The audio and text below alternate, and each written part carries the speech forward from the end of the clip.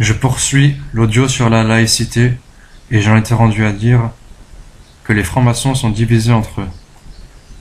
Il y en a qui reconnaissent l'existence de Dieu et il y en a qui la renient.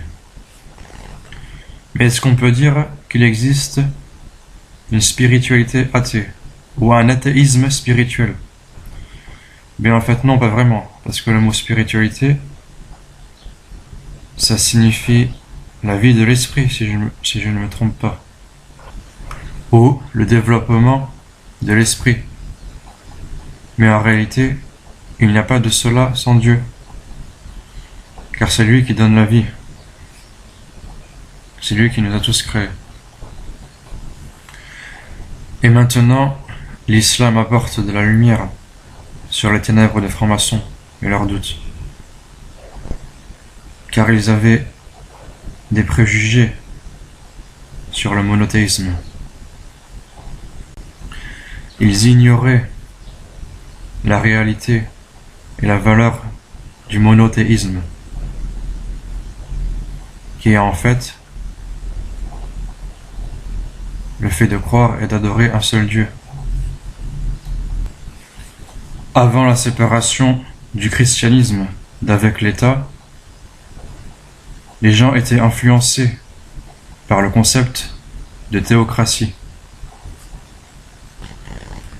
Ceci car quand c'est les représentants du christianisme qui s'occupaient de la politique,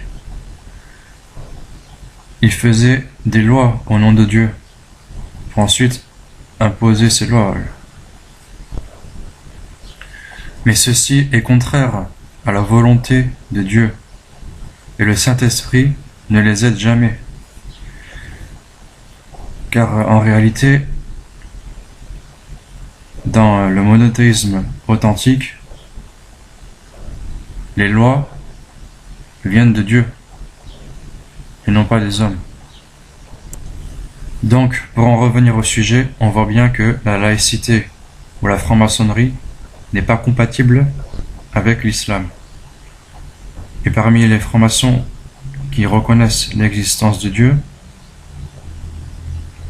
ils disent que Dieu est le grand architecte de l'univers. Et à ce sujet, il y a une parole de l'imam Mohammed ibn Salih al-Uthaymin, rahimahullah, dans Sharh Qawaid al-Muthla. Il a dit لكن بعض الكتاب المتأخرين يقولون أن الله تعالى إنه مهندس الكون وهذه العبارة أرى أنها لا تجوز لأن قولنا إنه مهندس تقتضي أنه تعلم حتى أعطي شهادة في ذلك فصار مهندسا فمثل هذه العبارة لا تصلح لكن لو قال بدلها صانع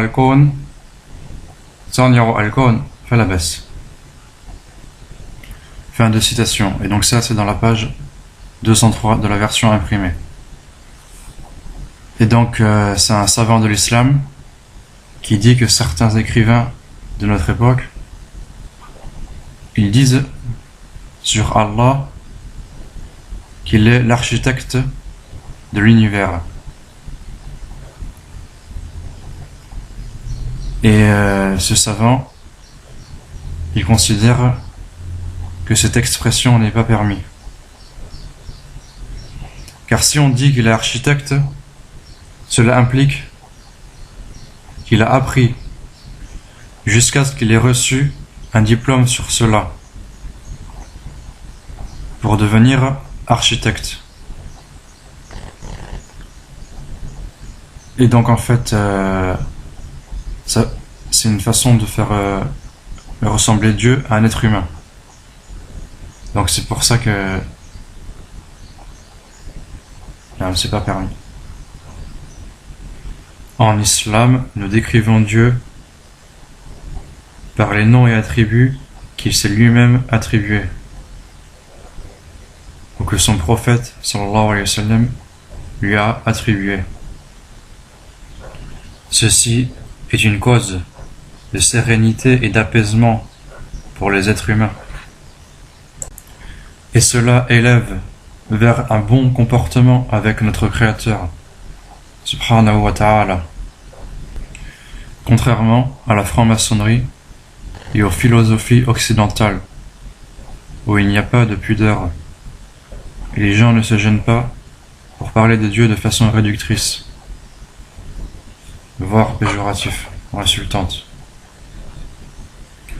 Le ministre Manuel Valls faisait partie d'une loge franc-maçonne qui avait pour titre ni Dieu ni Maître, si je me souviens bien. Ensuite, en 2004, il a sorti un livre sur la laïcité, avec une femme qui lui pose des questions et il répond. En lisant un peu, on ressent comme si c'est l'islam qui le dérange et qu'il souhaite influencer sur les musulmans.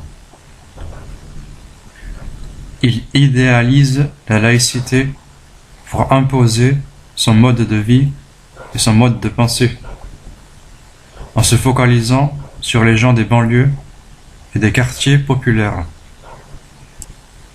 Mais pourtant, l'islam n'est pas un danger. Personne ne force Manuel Valls et aucun musulman n'a le droit de forcer un non-musulman pour qu'il se convertisse à l'islam. Les contraintes de ce genre sont interdites dans le Coran, car une conversion ne peut être valable que si la personne a vraiment l'intention d'entrer dans l'islam, de par sa conversion, et de devenir musulman pour entrer au paradis et être sauvé de l'enfer.